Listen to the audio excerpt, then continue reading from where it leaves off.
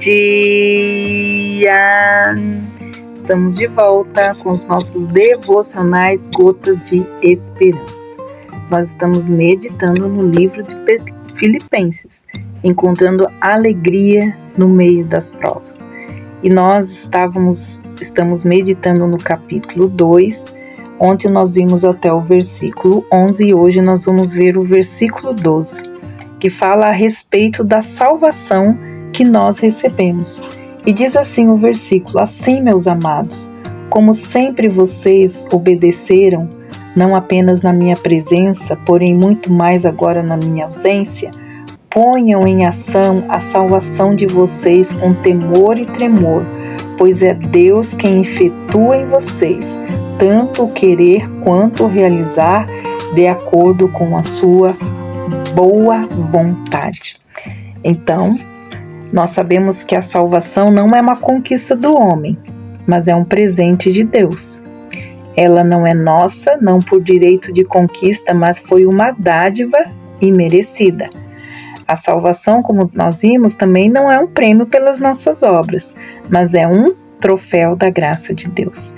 E há duas verdades que merecem, então, destaque aqui nesse momento. Em primeiro lugar, a salvação é um presente de Deus a nós e não é uma conquista nossa. Então, quando Paulo diz, desenvolvei a vossa salvação, ele não está afirmando que ela nos pertence por direito de conquista. Ela é nossa porque nos foi dada.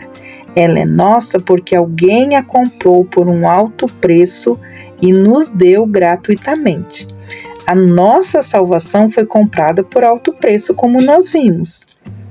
Ela não foi comprada por prata ou por ouro, mas foi comprada pelo precioso sangue de Jesus Cristo. Em segundo lugar, o que nós devemos entender é que a nossa salvação verdadeiramente nos pertence. Muitos cristãos, por não estarem enraigados nas doutrinas da graça, ficam inseguros acerca desse ponto, pensando que a salvação nos é dada num momento e tomada em outro, que podemos estar salvos num dia e perdido no outro. Isso é absolutamente impossível, pois a salvação é um presente que nos foi dado para sempre, como diz Romanos capítulo 8, versículo 1. Uma vez salvo, para sempre salvo. Romanos 8, 31, 39. Nada pode nos separar do amor de Deus. Uma vez membro da família de Deus, jamais seremos deserdados. Uma vez ovelhas de Cristo, jamais alguém poderá nos arrancar da mão de Cristo. De João 10, 28. Paulo diz, desenvolvei a vossa salvação. Então, o que nós precisamos entender que a salvação é desenvolvida. E aqui nós podemos destacar algo importante também, que Paulo está trazendo para os filipenses. Nós vamos ler também o versículo 13, que ele diz o seguinte: mas agora,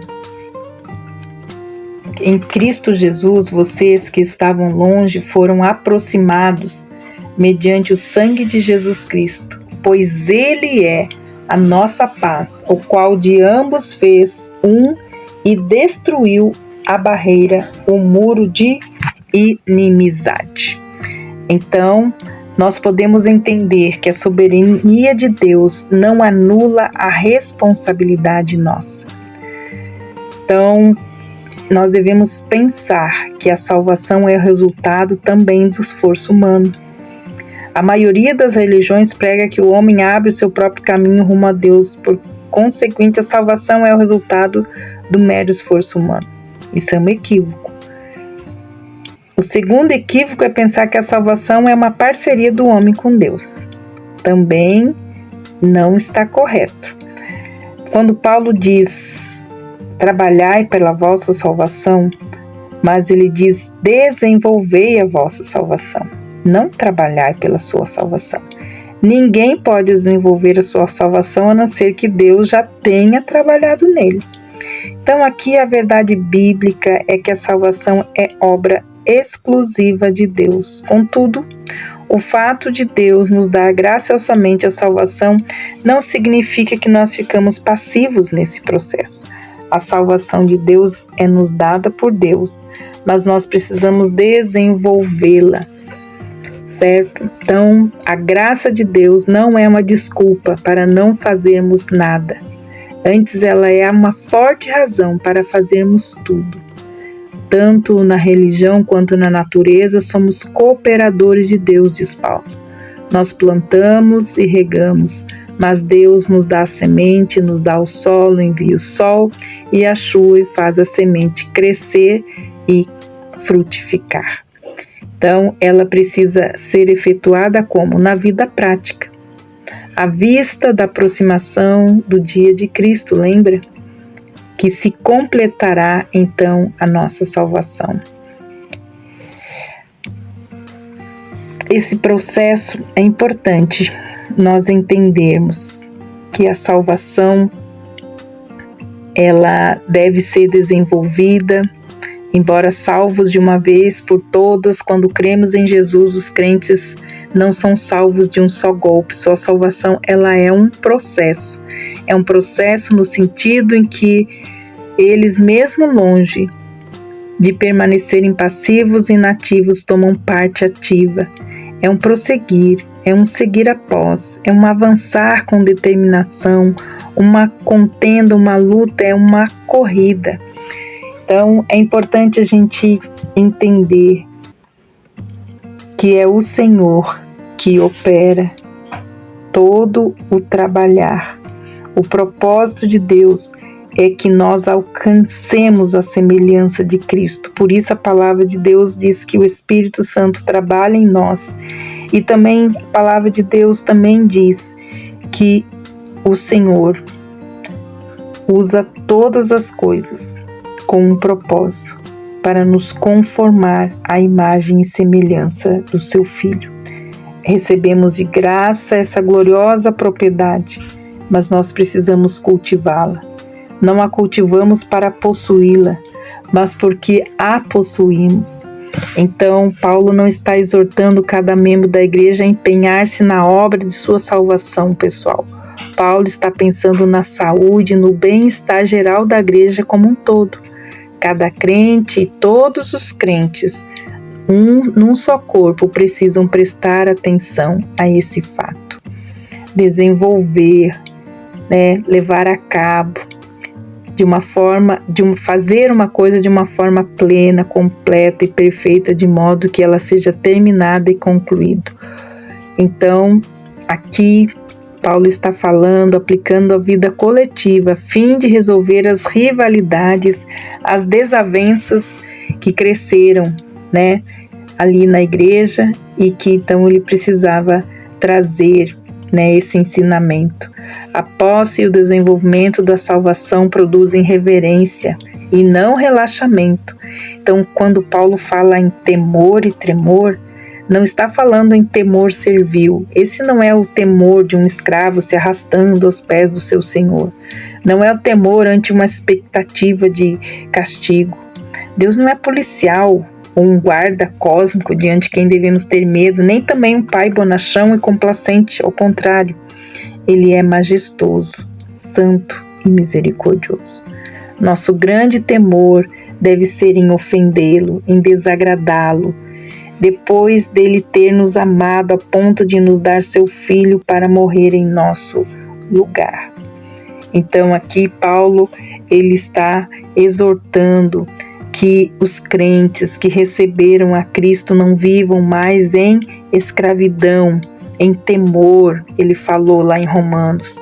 Aqui trata-se de uma atitude de reverência e profundo respeito na presença de Deus, de extrema sensibilidade a ouvir a sua vontade, de consciência da nossa responsabilidade à vista de havermos de prestar contas perante o tribunal de Cristo.